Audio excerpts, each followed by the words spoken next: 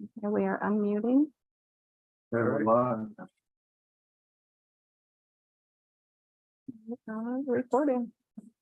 I would like to open the meeting. Ally, could you please do a roll call? Jenny Sullivan. Nick Caimano. Here. Juan Gonzalez. Here. Tim Robinson. Dan Bruno. Here. Craig Leggett. Here. Dave O'Brien. Here. We have a quorum. We have 7 out of 10. Okay.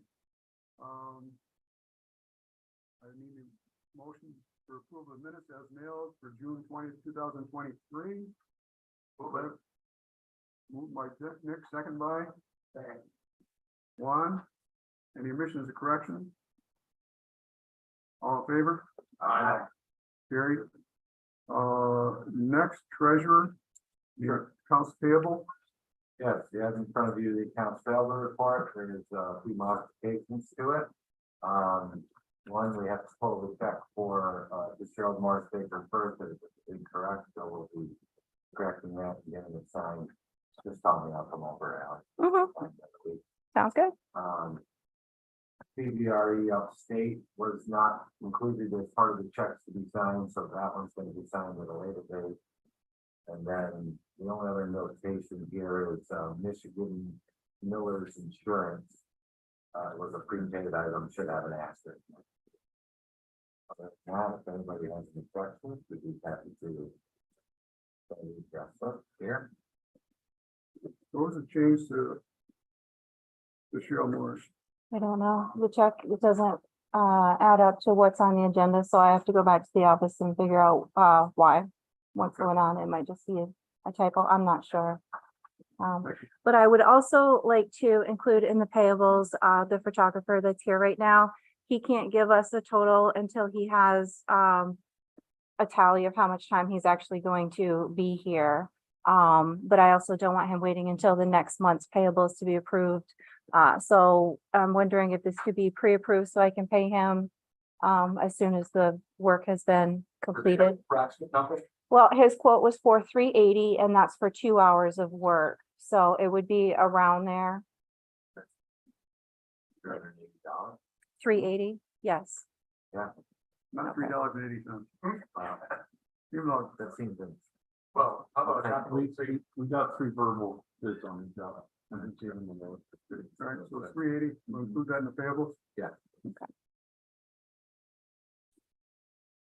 This is regularly what that is. Do you have a motion on the payable? Juan, do I have a second? Second by Nick. Roll call, please. Jenny Sullivan. Nick Caimano. Yes. Juan Gonzalez. Yes. Tim Robinson. Yeah. Dan Bruno. Yeah. Craig Leggett. Yes. Dave O'Brien. Sure, why not? Okay. All right, next item of business, I'm gonna move the native development application up front. Chuck, would you handle this, please? Excuse me, Mr. Chairman, did you want to go over the? Oh, shit. Oh, sorry. Let's get your financials done. It's okay, I don't have a lot to say, but Okay, go ahead. I'll briefly hit on a couple things. Still sitting in a very nice cash balance. And that is very well, and some of it is earning interest. So that's a nice thing. The liabilities are already limited to payable items like that, due to other governments, that kind of thing. Balance sheet's very healthy. On the income statement, if you look at if you look at operating revenue versus operating expenses, it's still good this year to date. You're looking at operating revenue of 269 versus operating expenses of 174. And then we've actually brought over some money from the CDC and some interest income on our money market to put it to the total income of 440,000. Total expenses 274, year to date 166. And is ordinary. That I could be welcome into the question. We're working on it, by the way. There was one insurance figure that wasn't in last year.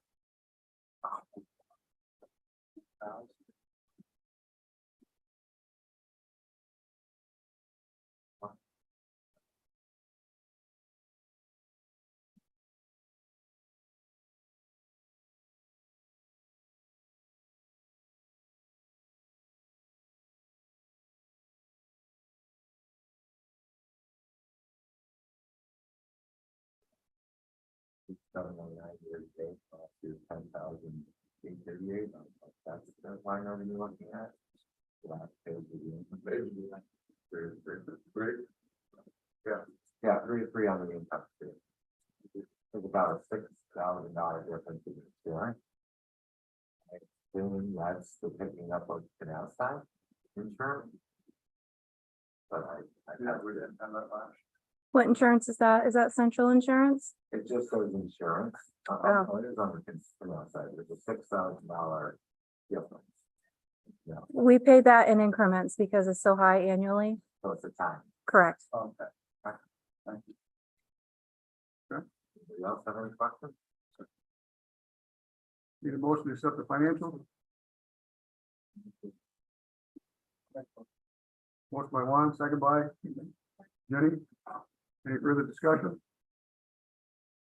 All in favor? Aye. Okay, thank you. And now, Chuck, native development plan. Okay, good afternoon. So before I go into the application, let me introduce 3 guests we have with us. We have Steve Springer and Tim Barber, both from Native Development behind us. We also have Brad Brench on the line. Brad, can you hear us okay? Yeah, I can. Can you hear me? Yes, but let us work on our audio here so everyone can hear you. Okay. Bear with us. We're just moving the microphone around. Yeah, no worries. There you go. We can hear you well. Okay. So we have an application that was actually submitted several weeks ago, and we decided not to rush it for the last board meeting. Native Development, located in Wilton, New York, has a industrial park off of Cary Road in Queensbury. They currently have Sheet Labels as a tenant, and they have other lots available for development.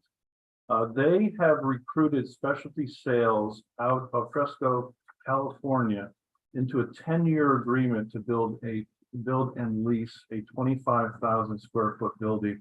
And Brad is from Specialty Sales, and both Steve and Tim will speak about what they're doing, and then Brad will talk a little about their business momentarily. Let me give you a little bit more background. Specialty Sales was founded in 1999, has facilities located in Fresco, California, Jerome, Idaho, Dumas, Texas, and Plymouth, Wisconsin. The company, under the brand name Footstrong, manufactures and installs footbath systems and supplies proprietary reagents and solutions to commercial dairies to improve the health of cows and to increase milk production. I'll let Brad go into why they are looking to put their next facility on the East Coast, so I will not steal his thunder. I will tell you that Native Development, the total estimated project cost is about $3.6 million, and 80% of the construction cost will be sourced within New York State. Native Development also has its financing established with local banks and institutions. And before I go into talking about the incentives and then the community benefits, let me turn over to Steve and to Tim to talk about the project from their perspective, and then we'll go to Brad. So with that, I think that microphone right up there, Steve, I believe works. You're live. So my name is Steve Springer. This is Tim Barber, and we're two of these partners that have the native development going on down in Queensbury. And we're very excited about this new opportunity with Specialty Sales. Right now, we have about 125,000 feet right now that we've taken from basically an empty building. And right now it employs just over 150 people. They're all in their manufacturing jobs. which we're particularly excited about. And what we've done is we prepared the site. We have about 32 acres there. And we're preparing the site. We're making every effort to attract an array of different customers.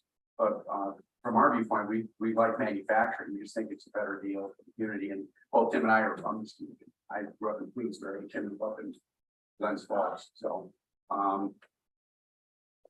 the project we have proposed is a 25,000 square foot addition to the site. And I'd encourage you, anybody who hasn't been there in the last, you probably haven't, you have to go out of your way to find it. It's off Cary Road, which is off exit 18. We'd encourage you to go in Cary Road and you'll find Native Drive on the right-hand side on the second entrance. We'd encourage you to just take a ride through. And you can see that we've been very busy getting the sites ready. This will be the first site that we've built separate from the original native plant, but we have put in the infrastructure, including the roads and that sort of thing for an additional almost 400,000 square feet of potential space. We met these folks about a year ago, the specialty sales folks, and they've encouraged them to come to our area. We have a great area. We have folks that are willing to work. We have an already installed industrial base in the region. So, and we have a lot of dairy in the region. So we were excited. We thought that it would be a pretty good fit for these guys. So I guess that's kind of about all that I'd say. Tim, can you think of anything else?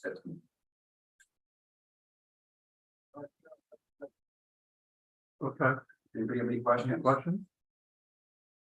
Okay, Well, I do, but I'd like to hear what from Brad first? Brad first. Okay, Brad, you're on. Okay, everybody hear me still?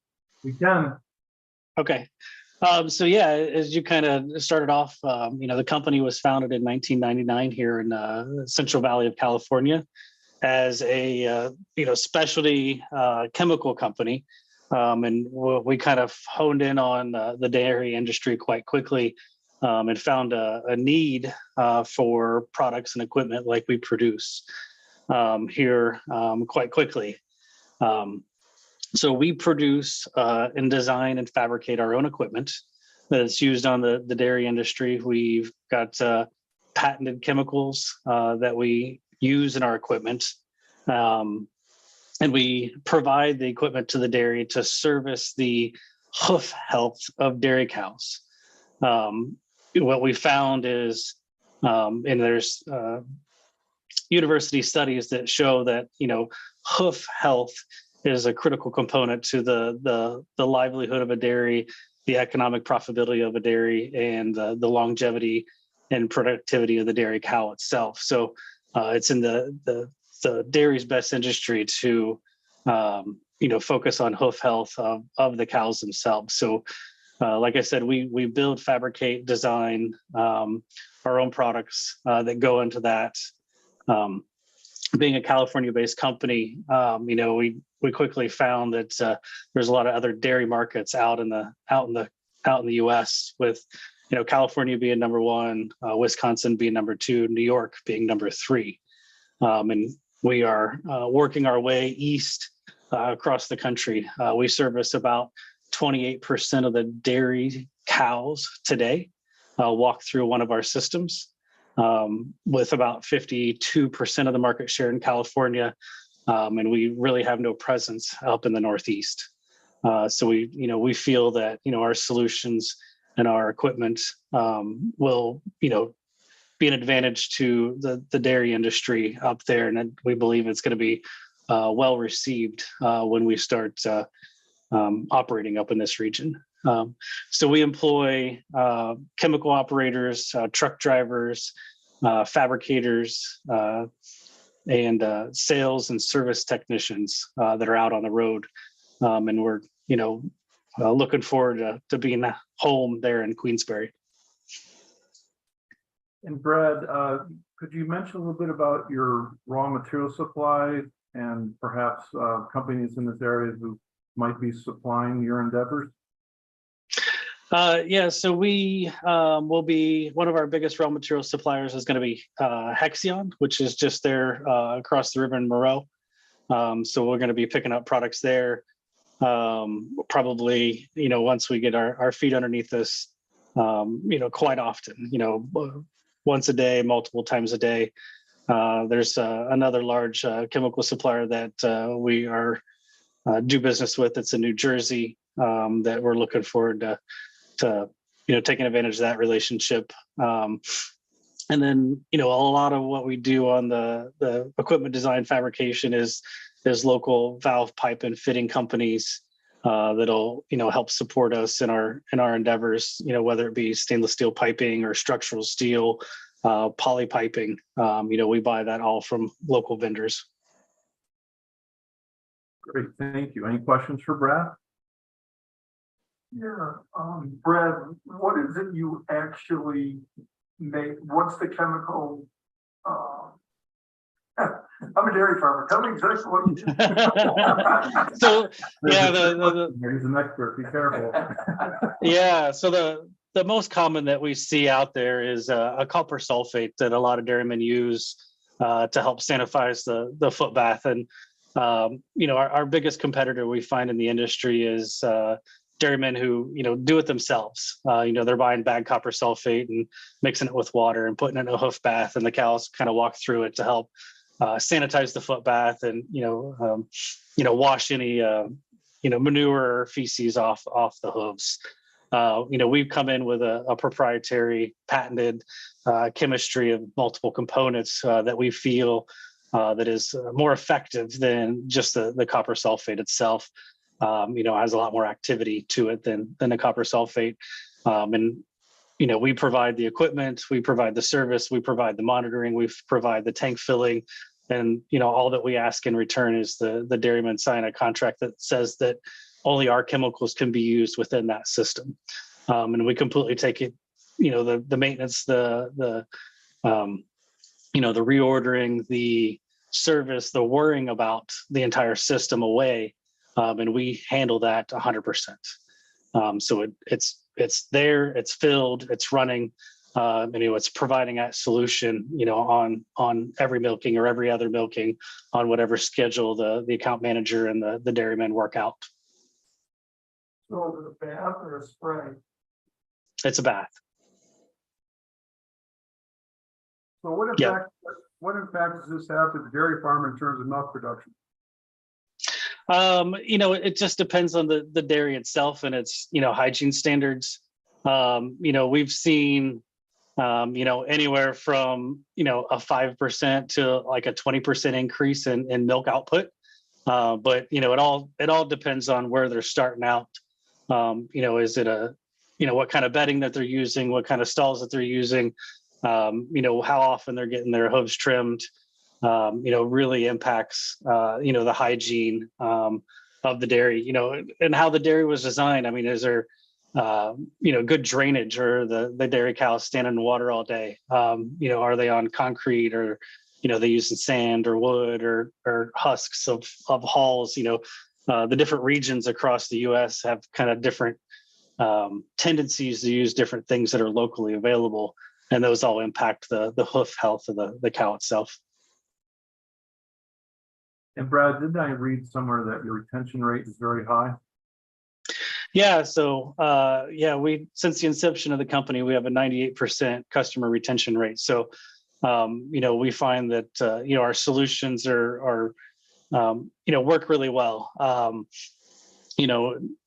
It's not that, there's quite often opportunities where, we're actually able to save the dairymen on a per cow per month kind of equivalency for hoof health and what they're doing today, because we're providing a turnkey solution, and we're buying in bulk and managing that. So that's part of our go-to-market approach. So I want to move on to my overall questions, and today is just, we're going to accept the application, and we have to go through our process to set a public hearing. So that's what we're doing today. What I would want to understand is, I understand the structure of the deal is you as native development is building the facility for them and providing them the space and they're renting from, leasing from you, Yes. correct? Now, why is assistance needed in this project? I think that we presented this as an option with these fellows able to move pretty much anywhere in the Northeast, it wouldn't have to be New York, it wouldn't have to be Queensbury, it could be Western Massachusetts, it could be Vermont, it could be, Pennsylvania or Ohio.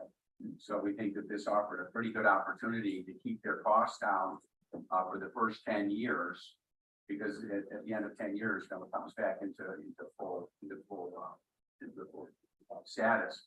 And we thought that would first of all attract them to this area, help them be successful in this area, and that's how we presented it to them. Any other questions for them at this point? Would you like me to explain the incentives too? Taxes, it's the triple next.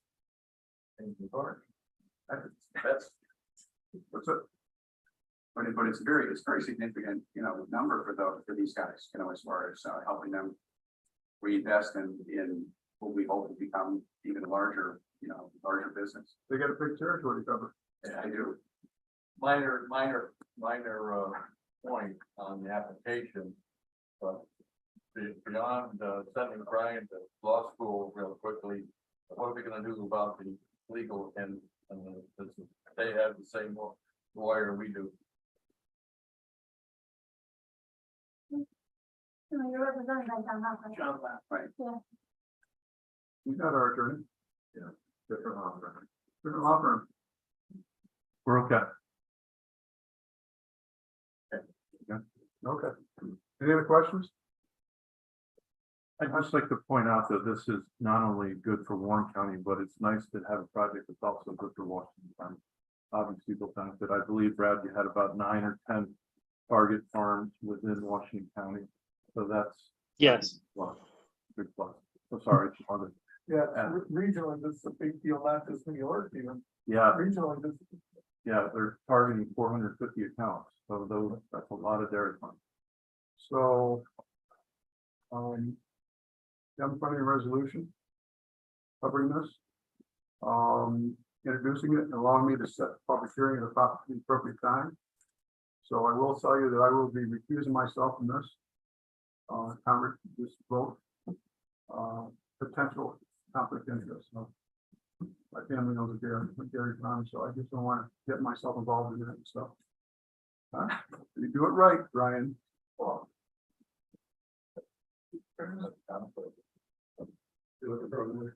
promotion. Motion by Dan, second by Nick. Any further discussion? All in favor? Aye. I said I'm recusing myself. All, opposed? Yes. I had indicated that I would.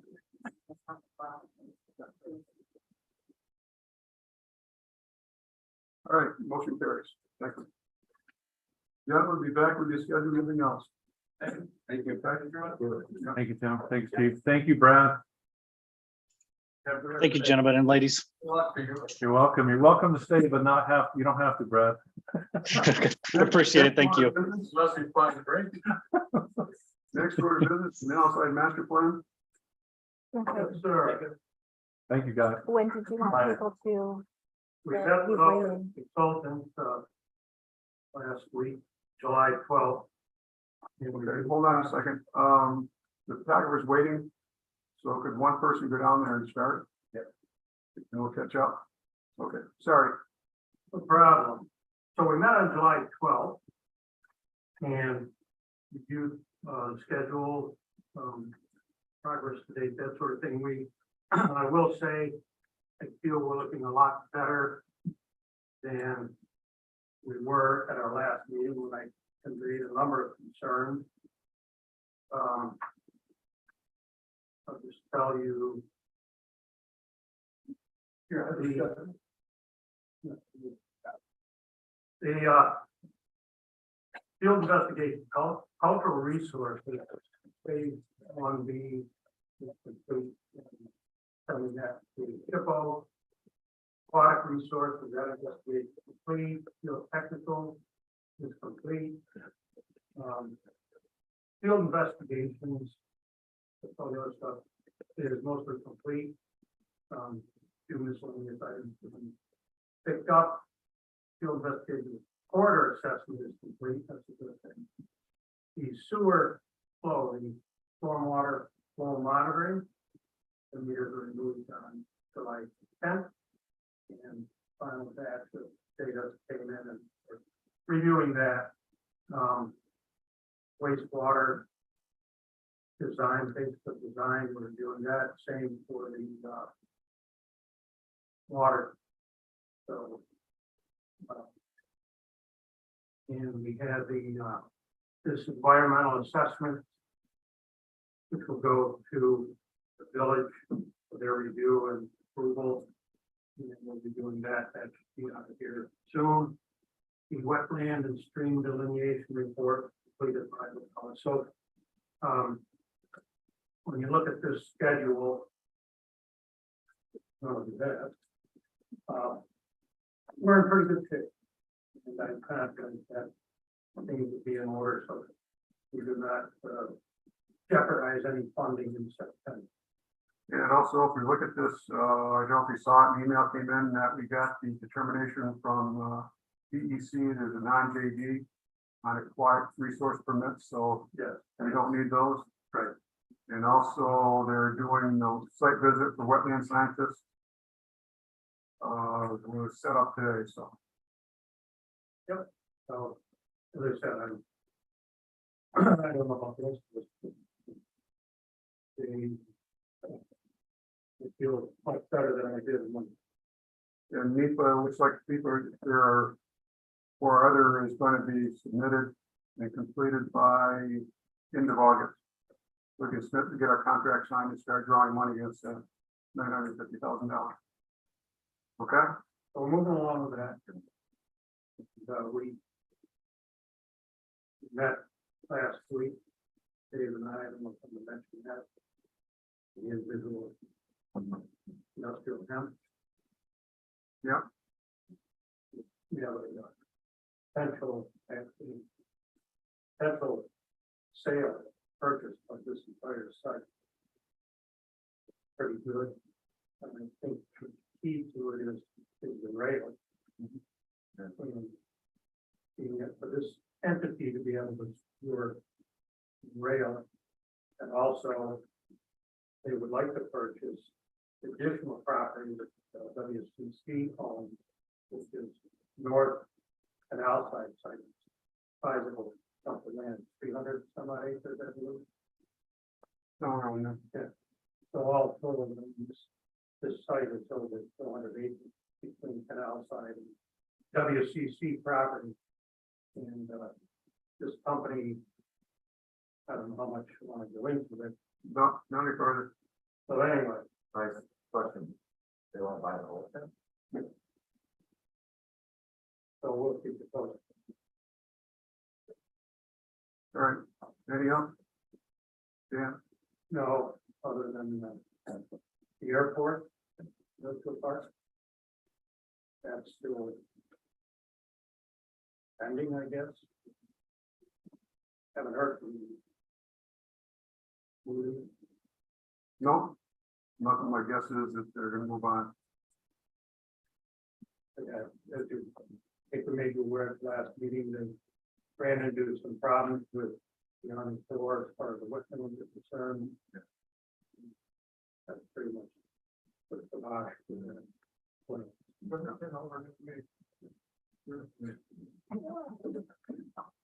can, Anything else?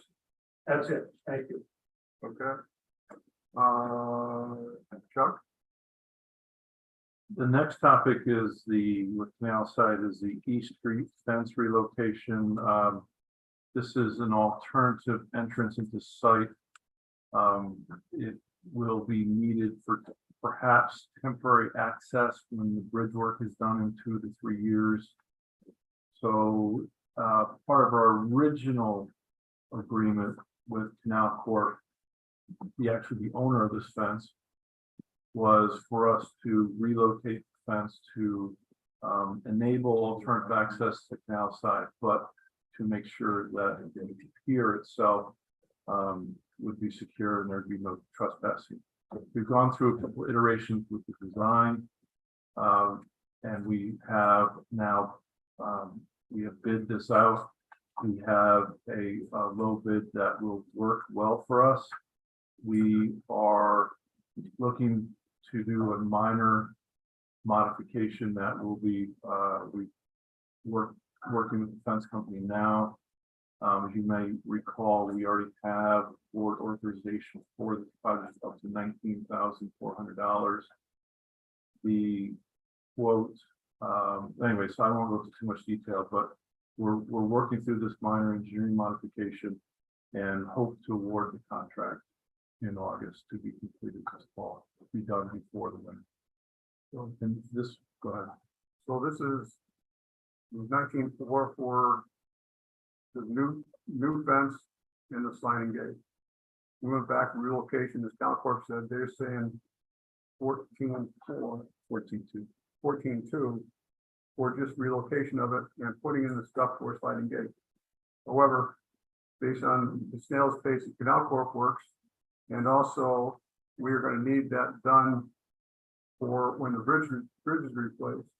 My recommendation is not to go through the process once and then in a year have to go through the process again because you're going to use that for access point. And my recommendation is put the sliding gate in, do it now. We are looking at the possibility of relocating the fence instead of putting new fence up there. So that's the modification I'd like to see made and put sliding gate in so we're not going back again. And again, every time you go back and revisiting it, it's going to cost you extra money. So there's another $1,000 or $2,000 to have them go through the permitting process with CalCorp. No, that's not a thing. So that's sort of where I've come to it. Why do it once and do it again? Well, we're gonna additionally, besides going through a permitting process, we're talking about remodelization and that sort of thing. That all adds cost. So as Dave says, do it once, be done with it. It's gonna escalate. We're going to try and move that fence and use that instead because that would be probably pretty substantial savings on it. But we'll see when it comes up with. But I do have a meeting. I understand there's a meeting set up on Wednesday that I don't know what time it is to talk about this with CalCorp. So. We'll know No, more. the canal- Share the cost. Pardon? Are they going to share the cost? That gate put in was the condition that CalCorp gave us access easement that we would put in the gate. We would relocate that. That was their condition. And just for clarification, the emails about the meeting on Wednesday with Abella and their work, it's independent of the fence, but it might come up. Relocation. Right. The utilization of that access point during will be coming up. That's what they want. Yeah. Us to stay at Boulevard. Right. Where's the meeting Wednesday? I will let you know as soon as I find out. I don't know what time yet. And there's 3 meetings on Wednesday. I don't know which one they're talking about, so. Yeah. We have to decipher. I'll let you know. Yeah, I just got the email about half an hour ago. Monday at 4. On this access, they're moving fast and doing most things, so. Okay. What else? You want to go on to tenant activity? Yeah, Just a reminder, we have 3 tenants, SMS Rail. They've actually been fairly slow because of the grain that they're bringing in. There's been short supply. We understand now that the supply is loosening up and we'll see the normal activity. We have, of course, our electric, and they are enjoying that small building, 25,000 square foot building, and have really moved into that building and are very, very pleased with it. But as you know, that's only a month-by-month lease. And of course, we have Kiewit. They settled in quite nicely, bringing their reels in and all the stage and the electric constructed. And they also have trailers there with a whole army of engineers. So they are on site and working feverishly. Next thing I'll mention, we have on here is landscaping maintenance. We have an issue with a lot of vegetation. Kiewit has helped us with some of this vegetation. We were thinking about bidding a RFQ to have a landscaping company come and do work like we did last year. Then our chairman had a very clever idea about hiring an individual on a part-time basis who can do the landscaping work for us. This person also works full-time for SMS Rail and is on site. And has expressed interest in working part-time for us, which would work quite well and keep our expenses low. You want me to go into proposed compensation? Yeah. Yeah, Okay. we haven't reached out, we haven't got the number yet, just wanted to talk to the board about it, but Bill and Chuck, his landscaping company cost us $20,000 last year, we did all that pesticide, and a lot of those plants are back up again, so this is gonna have to be ongoing maintenance. And there's other stuff that I'd like to see done, because there's trees starting to go up in the field. We should go out and just cut those trees down and get them down before they get any worse. And, it just doesn't work to have trees out there and trees growing and people at the property and say, hey, listen, what I'm gonna do here, I'm gonna have to take the trees out. And conceptually, just take it down, so my proposal is just as part of this person's job, is to just go on a cycle and just cut down some of the trees, and they can leave them there for all I care. But at least they're down, at least they're not gonna go anywhere. With this individual, we would probably need to purchase some equipment, a brush hog, maybe a trailer. So we do need to think out some of these details, but we wanted to make sure the board was agreeable to the idea of us exploring this further with this individual. As far as compensation, we are believing a $20 an hour range, but knowing how tight labor is this day and age, we would like to see higher authorization up to 25 per hour if we could, and we would negotiate the issue with the individual. So with that, any questions? We have equipment. Probably a brush hog, perhaps a trailer. When I hear a brush hog, I think of a tractor with a 3-point pitch, brush hog attached to it. Oh no, walk behind. I'm thinking of walk behind. To maintain, there's a lot of local areas rather than big. If we're doing a big field, yes, but a lot of this is alongside the roads, little incidental areas. And there's also a lot of tree cutting, so I think the tree cutting, putting them into trailer, we're not envisioning an entire field. I might be able to find a chainsaw. I got people. But anyhow, is that meets board approval? Can I have a motion on that, please? Allow us to do that? So, is the economy would be there altogether? The economy would be there. I mean, once a year, $20,000 or $15,000 doesn't work. We need ongoing maintenance. Not a lot, but just police stuff there's no fun. And we're thinking this individual could work 2 hours after work. After the individual starts early, if that's not true, usually done by 3 o'clock, do 2 hours work. Maybe 2 days a week, maybe sometimes when it gets heavy, 5 days a week. And really stay on top of it. 'Cause right now. Where you're looking, What's that? where you're looking for something. We have an individual who works for us, not for Rail, who has expressed interest in the application. So we just didn't want to get over our skis on this one, make sure the board was okay with us exploring part-time employment and us purchasing some equipment. Obviously, we'll come back with a number as far as the type of equipment and what the cost would be. Our tenants are taking care of the snow. He was taking care of their snow where they need to, and our electric's taking care of, so between those two entities, the snow removal is fairly well established. So, but WCC used to have their people come down and do it themselves. They don't own the property anymore, so it wasn't done for about 3 years, but showing it and really looks. My concern is that some of these roots get down and into the concrete and start splitting things up. And if you drive the site, it really does look like a jungle with this warm weather and terrain. It's things are going like crazy. That's Washington County for you. They greatly work. I like the idea. My dad's an employer, so more what they do and so keep adding on without having you change what you're saying, but the initial cost of the equipment is a little bit, but still the last. One and done. Right. Yeah, 4 hours a week. You know, for 52 weeks, you're talking a couple grand to play through. Yeah, I would offer in the winter, there'd be very little activity, of more of the spring and summer when the growth is very high. Makes sense. Okay. I make motion. One second. Motion by Juan, second by Nick. Any further discussion? All in favor? Carried. Next item. New Leaf is taken care of. Website update. Want to go back to staff report, or you want to do it later? How you can do it. Okay, with the staff report, I'm going to try to avoid being redundant with items on the agenda.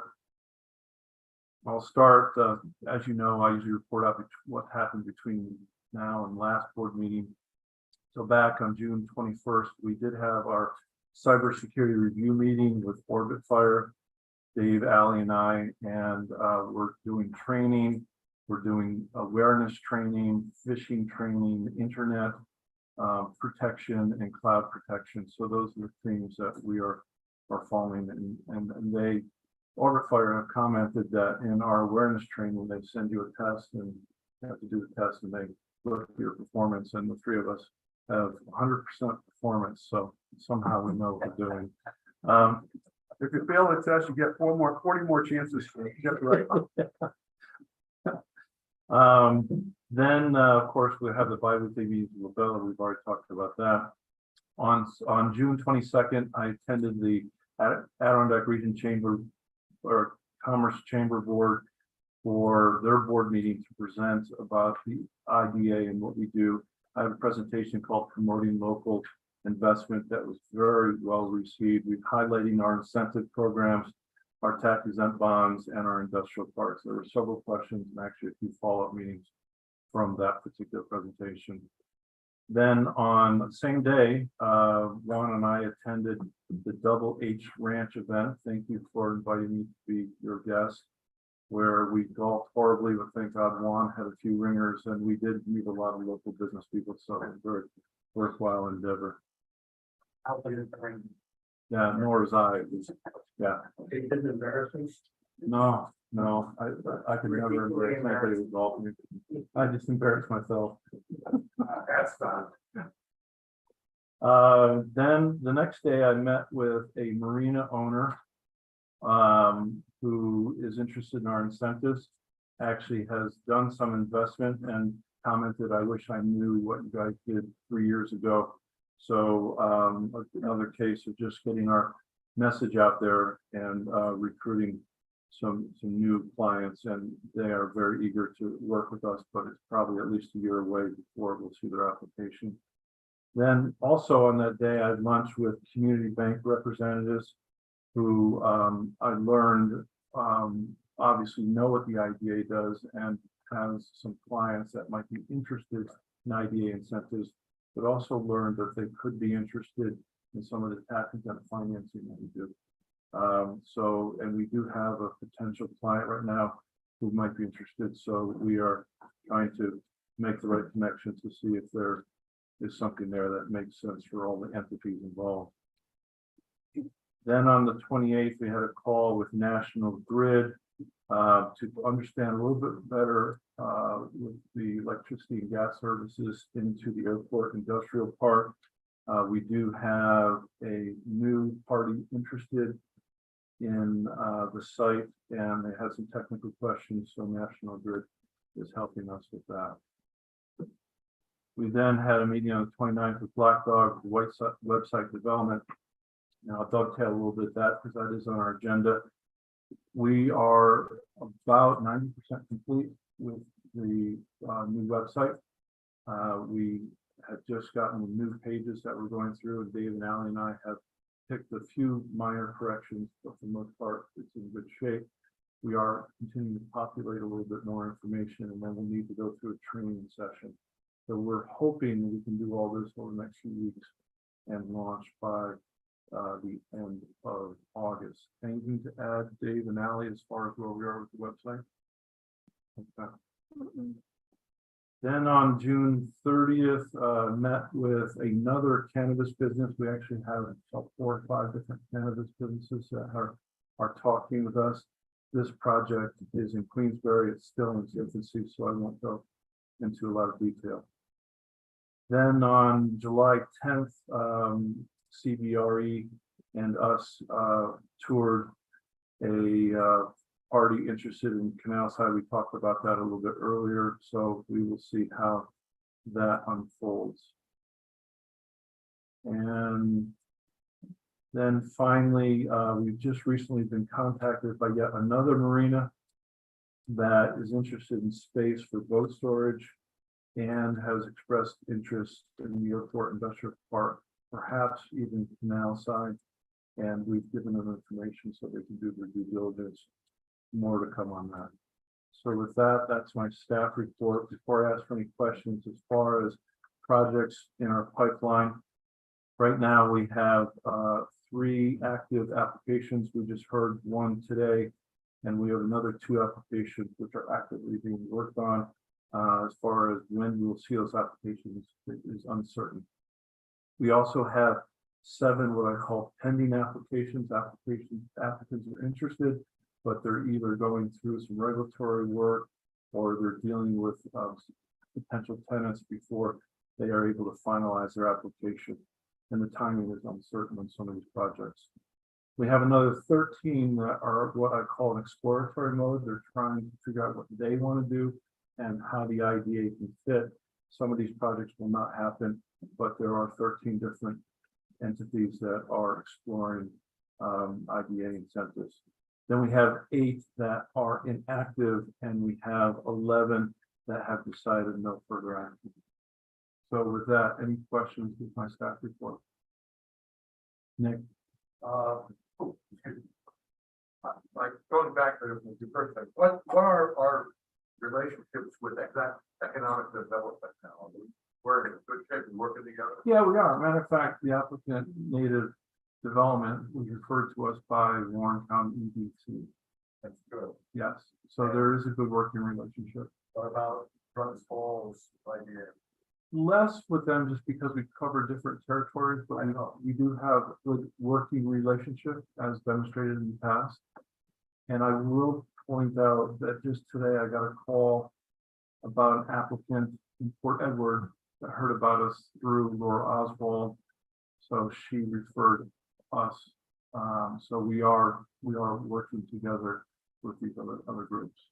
Finally, the CoStar has exploded, as you probably will know now. Imploded. Not Imploded. imploded is right, imploded, and there's no one over there, in spite of the fact that Thurston is very, very good, journalist guy.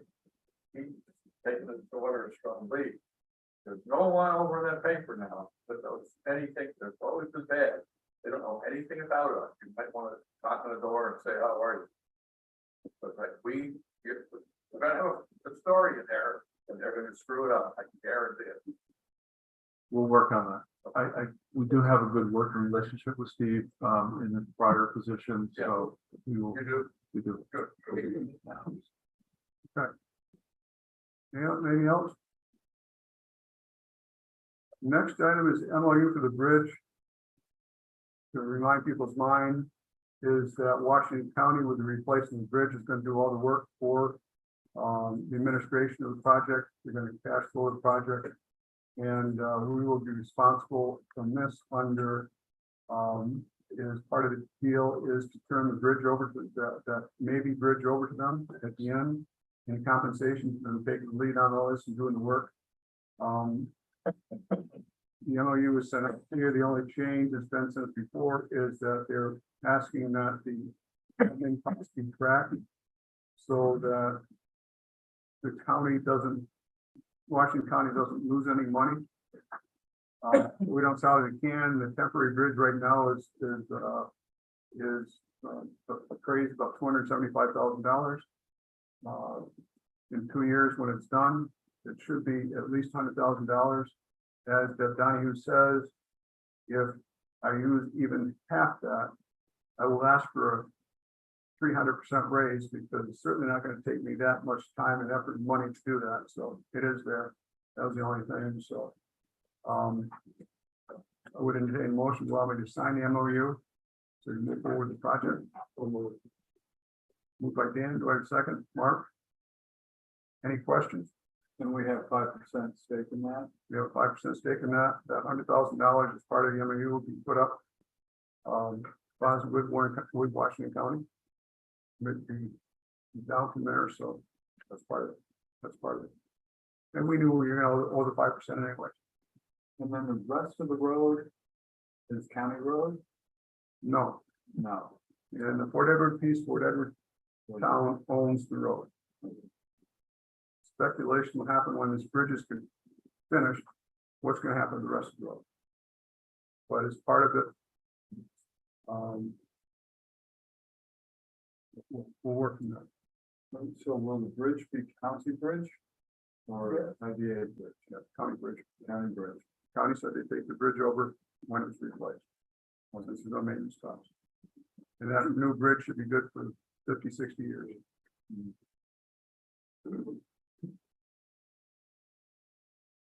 So I think I have a motion and a second on the floor, right? Any other questions? All in favor? Carried. Educational moment. One of you guys want to go down there? Want to do the bridge? I already went. All right, well, we're gonna take a motion. Just walk it back to the office. Okay, today I'm gonna talk about conflicts of interest. So, you have a policy, the code of ethics, that, is one of your policies and procedures, in your policies and procedure manual. And I went through it actually, and we, haven't made any modifications to it since 2011, so I don't know if that's anything that anybody wants to take a look at to review. Nothing has changed in the law substantially, except for some best practices that ABO has mentioned recently. So there are two types of conflicts of interest. One is an actual conflict or a perceived potential conflict of interest. So an actual conflict of interest is a situation where you have financial or financial interest in a particular project that might, or company that might be becoming for the board. A perceived conflict of interest is where there's an appearance that there may potentially be one, or that you could be influenced by a relationship that you may or may not have with that entity. So the purpose of the policy and general municipal laws governing conflicts of interest is that your position as a board member, you should be acting in such a way that the public has trust in you and the decisions that you're making on behalf of the IDA board. So obviously there's no real concrete list of the types of conflicts that could arise, but I think we all kind of know when we feel like there might be a conflict of interest that comes up. Well, we talked about one today. Is that a conflict? I Well- don't want to bring it up, but we talked about one today. What's the conflict one? Conflict of interest is that he recognized that he might have one, and there's another one who might be, are those conflicts of interest? Well, so in the chairman's situation, I don't think he has an actual conflict, because if you have an actual conflict, then you're required to disclose that you have an actual conflict of interest. He had, in his mind, he felt as if that there was a potential, could be a perceived conflict of interest because he's in the same business as the company that appeared before us today. Yes. Yeah. So, if you have an actual, some of the types of conflicts could be, you have an interest, if you are using your position that you have confidential information from a company, that you use it in outside of your role as an IDA member. If you are soliciting and or accepting gifts that could be intended to be influencing you to act in a certain way. And the ultimate goal is to exercise independent judgment So some of the best practices that the state has recommended is that you disclose any actual perceived conflict of interest prior to the action item. If there is something that you know that's gonna be on the agenda and you have a true actual conflict, it would be helpful if you raise that in advance. If there's something where, oh, we don't think you don't want to be involved in that project at all, the governance committee, if the question could be brought to the governance committee to make a determination as to whether or not you should participate in any discussions, because you can recuse yourself from the vote. You should also recuse yourself from the conversation with respect to a project if you have a conflict. And in some instances, some boards have taken the position that if you have an actual conflict, that you don't even participate in the conversation or in the meeting, that portion of it. So some members choose to leave the room at that time while a particular project is being discussed, so that there's no conflict situation rising in the future. So I've had a case where there was a company coming before the board, and one of the board members had a contract with that company. They chose every time that project would be on the agenda, they would just leave the room and come back in when that project is done being discussed. The thought process there is that if you have a very strong board member, that even if they just sit in the room, they could be influencing the other board members to act in a certain way on a particular project. So in erring on the side of caution, if that's something you're more comfortable doing, if you think you have a conflict, then that would be fine for you to do during the meeting. Conflict of interest. Okay. And sometimes there's also what we call a perceived conflict of interest. Yeah. So, and we need to be careful of that too, because it's not what we think, it's what other people think. It really rules with us. Thank you. Don't break the cameras. I did. You had to go get another one. All right, public comment? Have you been? I have, I jumped in front. Public comment? Any public comment? Hearing none, I adjourn this meeting. Thank you all for coming. Yeah. Yeah, I haven't